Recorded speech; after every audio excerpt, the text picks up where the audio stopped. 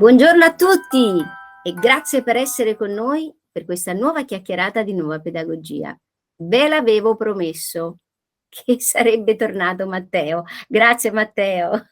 Grazie a te e grazie a tutti. Perché aveva talmente tante cose da raccontarci che è stato quasi un sacrilegio interromperlo. Il tema di oggi è una prosecuzione di quello di cui abbiamo parlato l'altra volta, perché il tema è proprio quale sarà il concetto dell'aldilà nel mondo che verrà. Ma iniziamo dal punto in cui abbiamo troncato purtroppo il discorso di Matteo. Matteo, a te la parola. Allora, avevamo detto sostanzialmente due cose. Uno, che l'arte è cominciata nella storia dell'uomo quando il divino ha cominciato a ritrarsi dall'esperienza umana. Le antiche popolazioni cominciavano a perdere vagamente, a perdere le facoltà di chiaroveggenza, ad avere questo mondo sempre più vago, percepito sempre più vagamente, e contemporaneamente osserviamo nella storia conosciuta, anche quella documentata, lo sviluppo dell'arte, cioè questo ponte per ricollegarsi al mondo spirituale, che è l'arte, che è proprio la vera funzione dell'arte, è di tenere vivo questo collegamento, perché l'esperienza creativa dell'artista è un'esperienza fondamentalmente spirituale. Spirituale, certo. Poi io ho raccontato brevemente la mia esperienza, no? Questo mio passaggio della soglia e ritorno con tutte le difficoltà del caso, e il fatto che questo passaggio appunto della soglia in un'esperienza di premorte mi ha portato ad un diverso rapporto con l'arte, per l'appunto. Perché non riconoscevo più nell'arte, quella convenzionale, quella che si fa in televisione, in cinema, insomma, un'arte che non contempla la dimensione spirituale, che è l'arte, diciamo, convenzionale del nostro tempo. Io non mi ci riconoscevo più, non riuscivo più a trovare un mio posto nell'ambiente artistico, perché non c'erano gli argomenti, non c'erano i contenuti, non c'era neanche la possibilità tecnicamente di poter evolvere e di poter conoscere, di poter imparare cose nuove in quel mondo lì, con quell'approccio lì. Tutto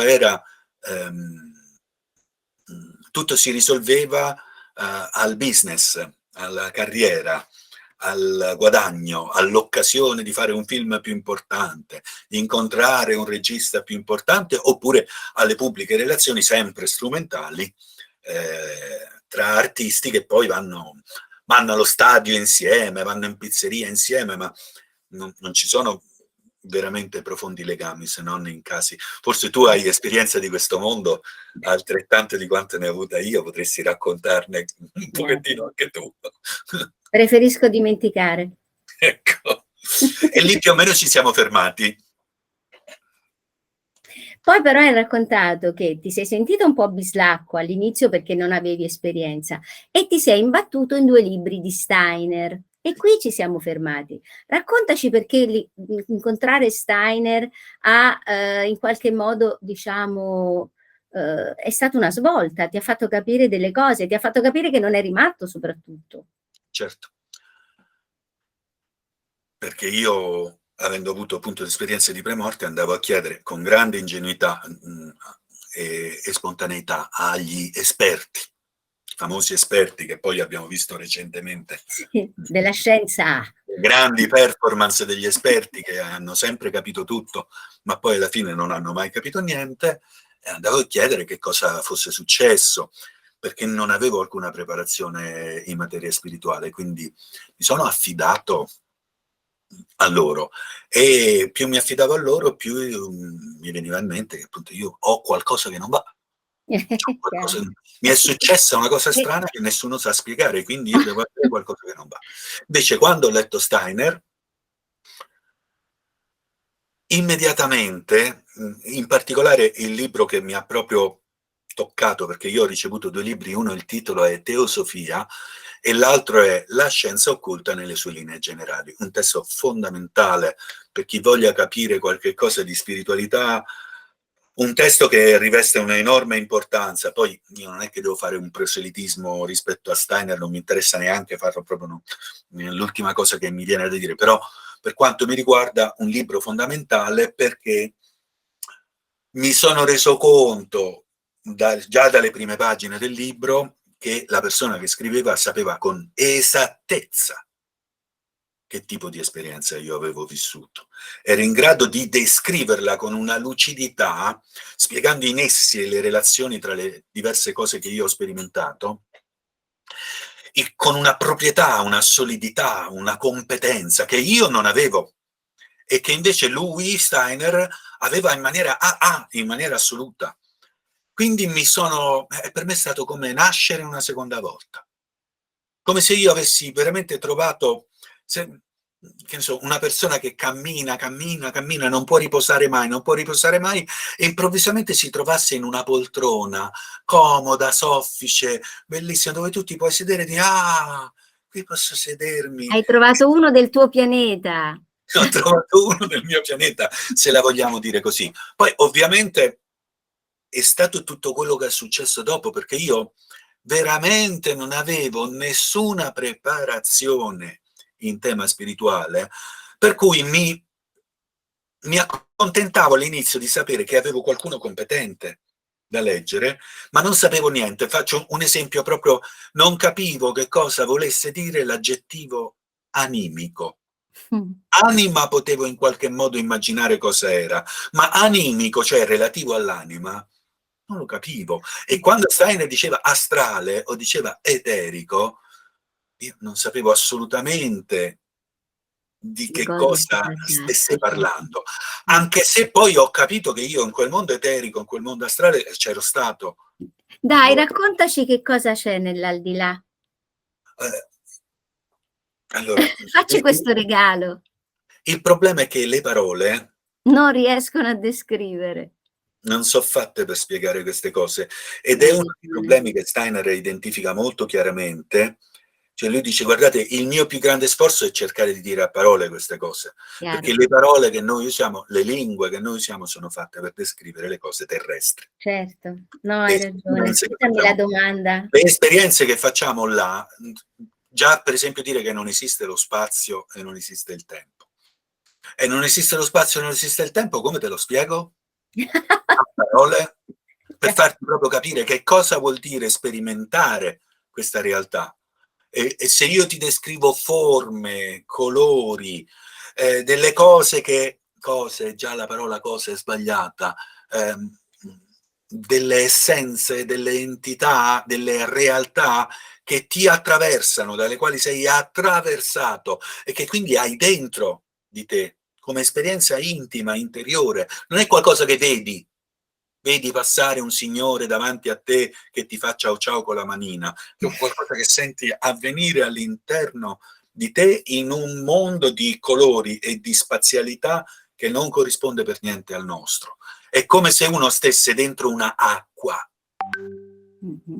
dove lo spazio è tangibile, è denso, ha una sua fluidità e allo stesso tempo è illimitato, e tu, ecco, sott'acqua tu devi nuotare fino all'altro punto. Invece in quello spazio, se lo vogliamo chiamare spazio, tu nel momento in cui stai pensando l'altro punto, tu sei già lì. Già lì. Certo. Non c'è divisione spazio-temporale, per cui ti trovi contemporaneamente anche in diversi punti. In più io però, quando l'ho vissuta io questa esperienza, non sapevo leggere che cosa mi stesse accadendo, per cui non ero in grado di muovermi, di orientarmi in quella dimensione lì. Per cui mi accadevano esperienze di vedere, di essere attraversato, di avere sensazioni, ma io soprattutto il mio primo pensiero è: che cosa mi sta succedendo? Ma certo, ma anche la paura, perché è una cosa completamente ero un ragazzo, io l'ho detto, io pensavo ai Pink Floyd, mi piaceva suonare la chitarra, mi piacevano le motociclette, cioè avevo una vita normalissima, non mi interessavo minimamente di queste cose. Mi sono trovato trasportato in quella dimensione e non ero preparato a questa cosa, e io credo che questo sia avvenuto di proposito da parte del mondo spirituale, perché evidentemente io me ne dovevo occupare, stavo facendo una vita che mi portava in tutt'altra direzione, e quindi mi è stato dato un bel calcione nel sedere. Cioè, guarda un po' che c'è dall'altra parte, te ne vuoi occupare? Me ne sono dovuto occupare perché io volevo capire cosa mi era successo. E Certo. se non avessi trovato Rudolf Steiner, io sono andato da gente dell'induismo, del buddismo, cioè ne ho chiesto a guru, esperti di tutti i colori, preti, contropreti, sottopreti, soprapreti, me li sono fatti tutti, e tutti mi hanno detto delle scemenze colossali. Cioè io capivo tutte le volte le persone a cui chiedevo non sapevano che cosa avevo vissuto, e mi davano le loro pappardelle di saggezza che non contenevano l'esperienza. Che Non avevi c'era vissuto. l'esperienza. Tu, no? Tu fai teatro, no? Tu hai esperienza del teatro e tu puoi interloquire del teatro perché l'hai fatto, perché lo conosci. Tu prova a pensare che vai da un maestro che ti parla di teatro, che ha solo letto libri sul teatro e non è mai Certo. entrato in un teatro in vita sua. Te ne accorgi subito. Porca miseria! Cioè tu dici, cavolo, questo sa tutto di Shakespeare, sa tutto di Molière, ma non è mai entrato in un teatro. Perché è evidente da come parla che non si è mai seduto in una platea, e meno che mai ha calcato La scena. la scena. E quindi io me ne rendevo conto in maniera drammatica, che ero di fronte al neurologo Pinco Pallino o al guru Tizio Caio, e che non sapeva proprio di che si trattava, ma mi sommergeva della sua saggezza.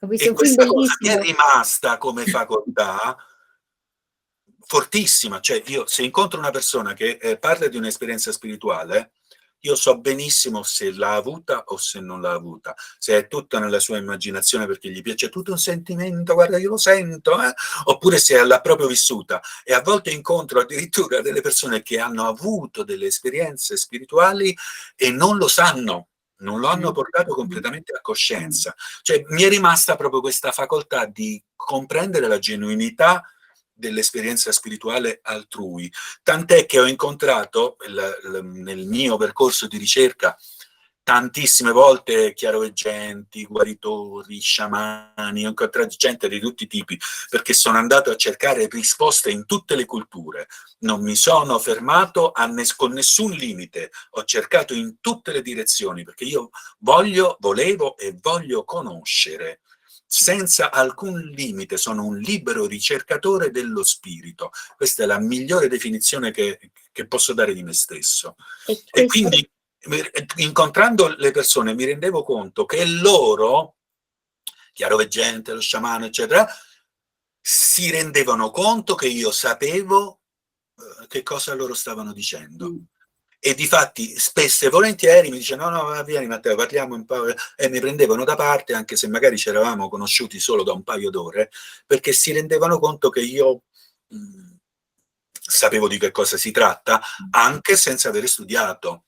Poi certamente io ho studiato tantissimo, perché poi l'Oriente, l'Occidente, la Teosofia, e Steiner, e Aurobindo meraviglioso, e Yogananda meraviglioso, Ramana Maharshi, che per me è forse il più grande di tutti, meraviglioso, Krishnamurti, l'ho visti, l'ho toccati un po' tutti, ma mi è rimasto questo senso del riconoscere la genuinità dell'esperienza spirituale, e anche sono riconosciuto in questo senso da chi ha determinate esperienze, anche al contrario.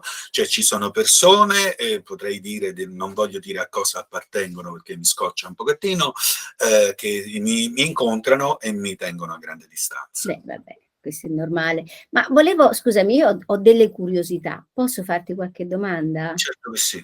Allora, prima di tutto ti volevo chiedere se dopo questa esperienza hai avuto qualche altra esperienza, nel senso, di, viaggi astrali, incontri con entità, cioè questa esperienza, si è poi protratta nel tempo o è un'esperienza, diciamo, unica?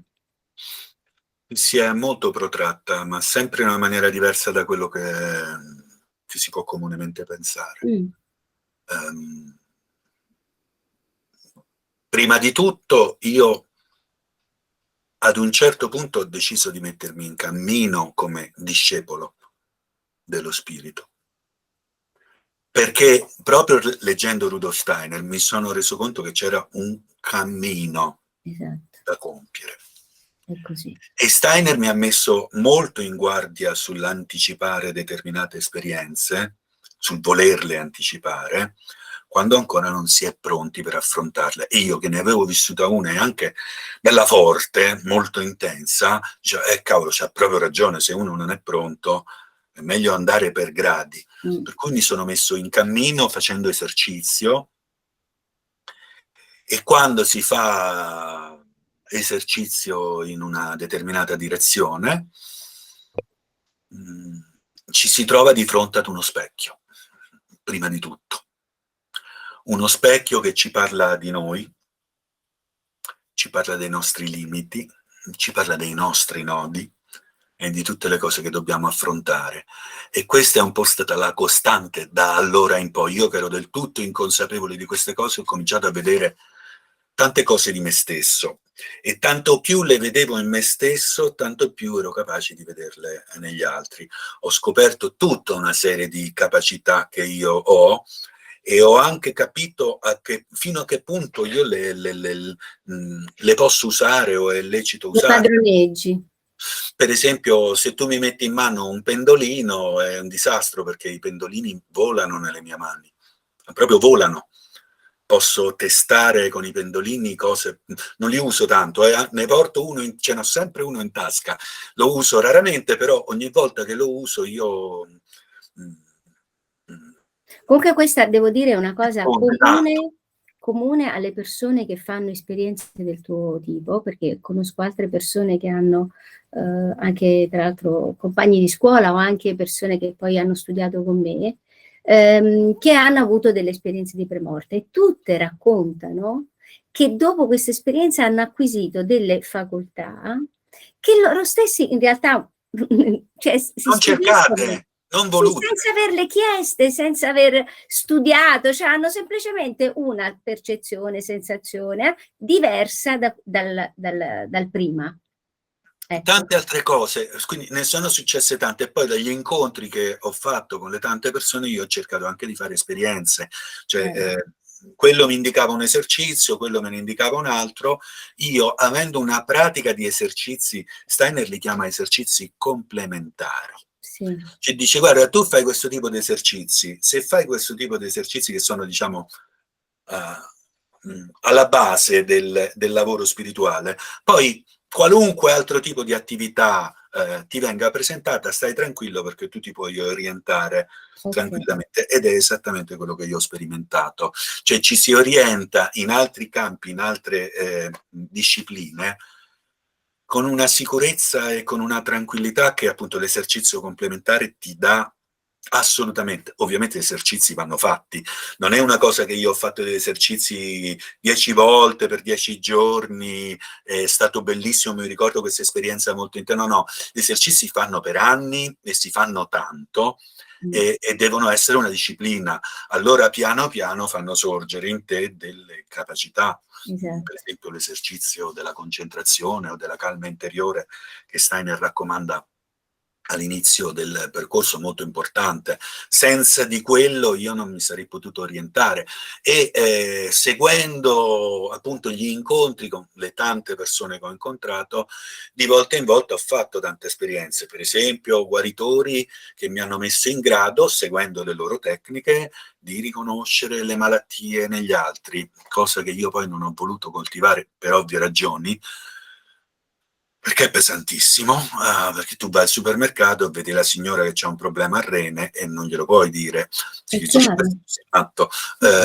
E spesso e volentieri sai anche che può intervenire, non può intervenire, insomma è molto pesante, bisogna essere veramente preparati per poter fare queste cose. E altre cose, io poi le esperienze dei flussi di colore, eccetera, le ho potute rivivere, e anzi vivono con me. Vivono con me. Non mi è difficile riportarmi a quei flussi, anzi, con il dovuto lavoro interiore, questo veramente grazie agli esercizi di Steiner fatti con calma, cioè negli anni, ci sono voluti tanti anni. Esperienza che per me all'inizio è stata estremamente caotica e difficile da gestire, l'ho potuta ripetere in perfetto ordine, chiarezza mentale, con estrema lucidità, mi ha dato delle conferme importanti di come ci sia una relazione costante e continua tra tutto ciò che abbiamo intorno a noi e forze spirituali, che sono nient'altro che energie che si condensano e diventano le cose materiali. Sì. E quindi ho avuto tantissime conferme, però non mi sono mai incentrato sulla ricerca di poteri speciali, anzi, ecco, porto un pendolino con me, ogni tanto faccio il test positivo o negativo delle cose, però mi fermo lì, non sto lì a fare la divinazione di cose, non mi interessa, però non voglio avere rispetto a queste cose un pregiudizio. Cioè questo non si fa, quello è sbagliato, questo non lo devi fare. No, io voglio ascoltare un po' tutte le campane, perché mi sono reso conto che non è tanto la campana che uno segue, ma la persona. E ci sono persone che seguono campane del tutto stralunate, che però sono persone ottime, e persone che seguono campane meravigliose e stabilissime, e sono delle persone pessime. Va bene. Ma alla luce di tutta questa ormai enorme esperienza, perché non sei più quel ragazzo lì che ha avuto l'esperienza, ok? Ci puoi dire che funzione avrà il concetto della morte nel mondo che verrà? La questione dell'aldilà è la questione che è venuta prepotentemente alla luce in quest'ultimo periodo della storia, in tutto il mondo, no? Con la pandemia e adesso con l'ipotesi delle guerre totali, nucleari, eccetera, che più o meno il tema è sempre lo stesso, viene fuori il tema della paura della morte. Noi viviamo in un'epoca di materialismo. Che cosa fa il materialismo? Si limita a dire che chi è materialista si limita a dire che non sa né cosa c'è prima né cosa c'è dopo, e che quindi non sapendolo non gliene frega niente e si occupano soltanto di quello che i sensi e la ragione qui nel mondo materiale gli propongono come dato oggettivo, tutto il resto non lo riguarda. Ma non è vero. Tutto il resto è noia. E invece no, perché la paura della morte, abbiamo visto che cosa ha fatto. Uno sconvolgimento di mezzo mondo. Ancora adesso faremo probabilmente un inverno al freddo per la paura della morte, di nuovo. Cioè condizionati da questa minaccia. Mentre invece un allora, giorno contemporaneamente succede un'altra cosa, Mm. che una parte delle persone si sono letteralmente lasciate soggiogare da questo aldilà, da questa paura dell'aldilà, paura della morte. E invece un'altra parte delle persone hanno accolto questa possibilità di avere un'esistenza prima della nascita e un'esistenza dopo la morte, o quella che Steiner chiama vita tra morte e nuova nascita. Vedi come le parole, non c'è una parola per dire questa cosa, vita tra morte e nuova nascita. Ora, l'indagare la vita tra morte e nuova nascita è il dato più importante, secondo me, per l'artista. Perché? Molto semplice. Tu puoi mettermi un pensiero in una provetta? No, non si può fare. Se io ti dico pensa a un albero, tu in 2 secondi pensi un albero. Il tuo albero te lo immagini come ti pare, ok? Ma non è che c'è nel tuo cervello da qualche parte un neurone che c'ha un alberino piccolo, piccolo, piccolo, piccolo, piccolo, e quello è fisicamente il pensiero del tuo albero. Non c'è questo alberello piccolo, piccolo, piccolo, piccolo dentro di te. Il pensiero è quindi un dato immateriale o che sfugge, in parte sfugge nella sua sorgente alla percezione dei sensi. Cioè io mi rendo conto di pensare, ma non so da dove mi proviene questo pensiero. Cioè, ne faccio o empiricamente tutti pensiamo, abbiamo delle immagini dentro di noi, vivaci, chiare, continue, ma non sappiamo esattamente da dove vengono. Dice il poeta Rumi: chi è colui che pensa in me? Domanda fondamentale.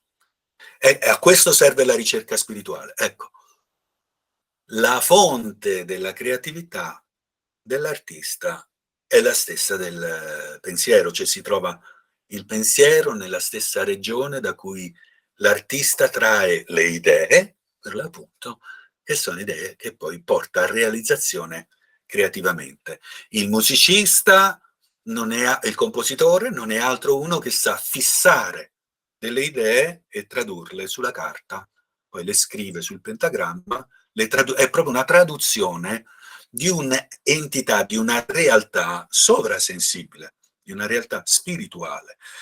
Così per l'attore che pensa le parole che dice si sta collegando con la realtà delle idee, quello che Platone chiamava il mondo delle idee, che lui porta a realizzazione fisicamente nella sua espressione vocale, quando te le dice quelle parole. Cioè gli dà corpo, li porta dal mondo spirituale, li porta giù al mondo fisico. Okay? Quindi questo processo, che è stato dato per implicito per millenni, gli antichissimi lo sapevano questo. Gli antichissimi sapevano che c'era questo collegamento. Omero, quando scriveva, sapeva benissimo di che cosa stava parlando, e quindi tutti i personaggi dell'Odissea rappresentano parti della nostra costituzione interiore. Si può fare un'analisi del lavoro di Omero, ma non solo Dante, i cicli del Graal, i Vangeli, ovviamente ci sono tantissimi di testi che rappresentano le parti costitutive interiori dell'uomo e sono delle mappe per educare queste diverse parti. Quindi gli antichi lo sapevano. Gli antichi suonavano la musica perché sapevano benissimo che quei suoni, perché lo vedevano, appunto con la facoltà chiaroveggente, quando vedi un'aura umana oppure vedi il corpo delle correnti vitali di un essere umano, quindi questi movimenti di luci, colori, flussi che scorrono dappertutto nel nostro corpo, vedi benissimo se un determinato suono di un determinato strumento fa una certa azione oppure ne fa un'altra, e dove la fa, se la fa a livello del cuore, se la fa al polmone, se la fa allo stomaco, se la fa sul sistema osseo. Gli antichi, che ancora avevano vaghe reminiscenze della chiaroveggenza, vedevano queste cose, e l'opera d'arte aveva ancora questa funzione, appunto, come abbiamo detto, di ricollegare l'uomo all'esperienza diretta del mondo spirituale. E adesso abbiamo scavallato, diciamo, il materialismo, stiamo scavallando il materialismo, che è stato è una corrente spirituale, malgrado questo non sia molto noto, delle 12 famose guide, 12 guide dell'umanità, una di queste è il materialismo. Il materialismo all'umanità è servito tantissimo, doveva accadere, perché l'uomo si doveva staccare completamente dal divino, rimanere completamente solo con le sue impressioni dei sensi e la ragione come unico strumento di lettura delle cose, e quindi individualizzarsi. Se no, io rimanevo collegato al tutto, al mondo divino, e non ero mai individuale. Non ero mai un essere spirituale, ma un pezzo del tutto. Invece così siamo scesi nel materialismo, il Dio si è ritirato completamente dalla nostra esperienza e noi ci siamo individualizzati. Io sono diventato Matteo, tu sei diventata Adele, pienamente, completamente cosciente di te. Difatti il dato più importante della mia esperienza di premorte è proprio: io ero Matteo, io ero io pensavo come sono io adesso. È la cosa più forte che ho tratto da questa esperienza, no? Questo senso di individuazione di me. Il materialismo ci è servito a questo. Lo abbiamo fatto per alcuni secoli, perché è cominciato alla fine del 600, primi del 700, e adesso, insomma, è durato un bel po' di tempo. Le conseguenze del materialismo sono tremende, perché stiamo osservando, e contemporaneamente alle conseguenze tremende del materialismo c'è un enorme risveglio delle coscienze che avviene a tutti i livelli. Proprio una persona improvvisamente si sveglia la mattina e dice: ma io perché devo uccidere gli animali?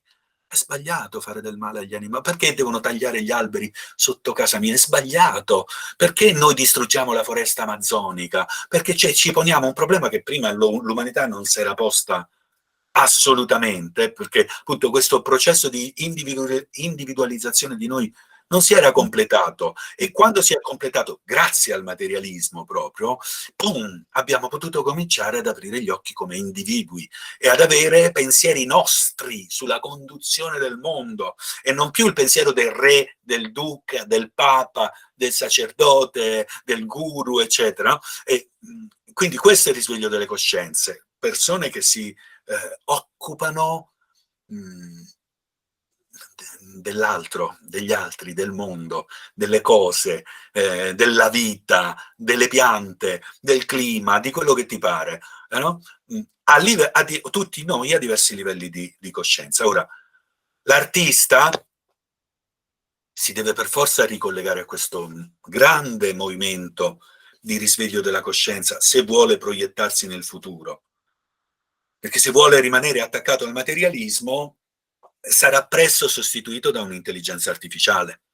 Avremo Sì, degli attori creati al computer che fanno i film al computer, esatto, creati da lo un stanno già computer, facendo. e ci sarà il musicista che è un'intelligenza artificiale, immagini create dall'intelligenza artificiale, testi scritti dall'intelligenza artificiale, volti creati dall'intelligenza artificiale, tutto finto sarà. E gli attori di oggi non esisteranno praticamente più, perché prima entreranno nel metaverso, si metteranno il visore e faranno finta crederanno di essere loro ancora a recitare. Poi quando l'intelligenza artificiale, sfruttando le informazioni che loro gli danno, avrà imparato che determinate espressioni corrispondono a determinati sentimenti, li butterà via e se ne potrà disfare completamente, e gli attori come li conosciamo non esisteranno più, mentre l'attore nuovo che si ricollega allo spirito farà qualcosa che l'intelligenza artificiale non potrà Non può fare mai. fare, non può fare. Mai. Per esempio, se io ti leggo Dante Alighieri e ti porto a viaggiare in quel mondo, abbiamo realizzato realmente una trascendenza che l'intelligenza artificiale non è in Non grado. può, non può, Non la conosce, non perché potrà non conosce fare. l'esperienza della coscienza, può solo Esatto. mimare anche alla perfezione la coscienza umana. Ma è proprio una ripetizione, un'immagine ripetuta, è mimare, non è una realtà della coscienza. Tant'è Certo. vero, se poi qualcuno crede veramente che un giorno potranno mettere una coscienza su una chiavetta USB, fate voi. Steiner, fra le tante cose che ha detto, ci ha azzeccato con tantissime previsioni che ha fatto. Una delle cose che ha detto è che l'uomo, una parte dell'umanità, non tutti ovviamente, ma una parte dell'umanità si fonderà con la macchina, nel senso più stretto e reale e concreto possibile. Cioè oggi noi lo possiamo interpretare meglio quello che diceva Steiner, Certo. si metteranno una connessione neurale qui nel Sì, sì, sì, cervelletto, lo faranno. eccetera, eccetera. Si fonderanno con la macchina e l'intelligenza artificiale provvederà ai loro bisogni. Steiner è chiaro pure a dire: sapete come lo faranno? Con la promessa del prolungamento della La vita. vita. Chiaro? La precisione con cui ci ha detto come Caspita. è molto chiaro. Quindi, invece un'altra parte, come hai detto tu, non avendo paura della morte, dirà: scusate, ma io perché devo prolungare la mia vita? Ho vissuto 80, 90 anni, ho fatto tutte le esperienze che devo fare, adesso sapete che devo fare? Devo andare dall'altra parte, in quell'aldilà, devo fare tutto quello che faccio nell'aldilà e poi tornare qua giù. E se Certo, voi mi bloccate qua sulla terra, esatto. Non impedite lo la mia posso fare. evoluzione. Esatto. Se volete impedire la mia evoluzione facendomi vivere 250 anni, cavoli vostri, Esatto. Son fatelo voi. Ci d'accordissimo. saranno quindi le persone che sceglieranno consapevolmente di attraversare la soglia, e Steiner di nuovo ci viene in soccorso e dice: guardate che nelle persone che si risveglieranno si sta già formando una struttura eterica a livello del cervelletto, con la quale noi saremo presto, molto presto, in grado di ricordare le nostre incarnazioni Ah, precedenti. sì. Per cui darà un grande senso morire e tornare qua giù, certo. perché io comincerò invece che si innesta la macchinetta nella connessione neurale, questo organo eterico lo danneggerà. Certo. Quindi andrà dall'altra parte e tornerà qua sempre senza ricordare, e magari 2, 3, 4 volte. Fare un'incarnazione ogni volta è pesante, è complesso. Quindi l'artista del futuro, che è già adesso, dovrà cominciare ad interessarsi delle tematiche spirituali, diffondere consapevolezza della realtà dello spirito, far fare un'esperienza spirituale al pubblico, fare tra artisti una esperienza spirituale, insegnare agli allievi a fare esperienze spirituali, meditare, concentrarsi, collegarsi con le energie. All'inizio si faranno tantissimi errori, perché adesso è così, c'è un calderone che è un po' di tutto e di più, ci sono quelli delle energie cosmiche, ci sono i pleiadiani, ce ne sono di tutti, ognuno ha le sue, ma va benissimo Va così, bene. perché siamo all'asilo, cioè stiamo riscoprendo lo spirito dopo millenni di religioni costituite e strutturate, e ci stiamo liberando della religione adesso, per la prima volta da 12.000 anni. Per cui siamo proprio super neonati dello spirito. Noi Che siamo bello, quanto mi sì, piace questa cosa, neonati dello sì, spirito. noi siamo proprio neonati dello spirito, siamo i primissimi agli albori di una cosa che mio figlio, forse il figlio di mio figlio, sperimenteranno tutt'altra cosa. Sicuramente io questo vedo, osservo, si svegliano, cioè vengono giù sul pianeta Terra sempre più bambini che hanno Ah sì. Beh, reminiscenze, noi di Nuova sensibilità. Pedagogia lavoriamo per loro. Certo, e questo è il futuro. Ci stiamo preparando per accoglierli e seguirli, perché Esatto. invece se tu li vedi senza avere una preparazione ti sembrano strani, allora andiamo dallo psichiatra. Ecco, questo è proprio, io vorrei Bravo, finire così bravo. questo Perché è proprio quello che è successo a me. Guarda, io ti ringrazio, perché è esattamente, io avrei fatto quella fine lì. Io ho Esatto, avuto una sola accortezza: non ho mai parlato di questa esperienza con nessuno, bravo, neanche bravo. con i miei fratelli, neanche con i miei genitori. Non ne ho mai parlato con nessuno, perché avevo capito che non sarei stato capito, e me la sono è Ti stato saresti finito male, Matteo.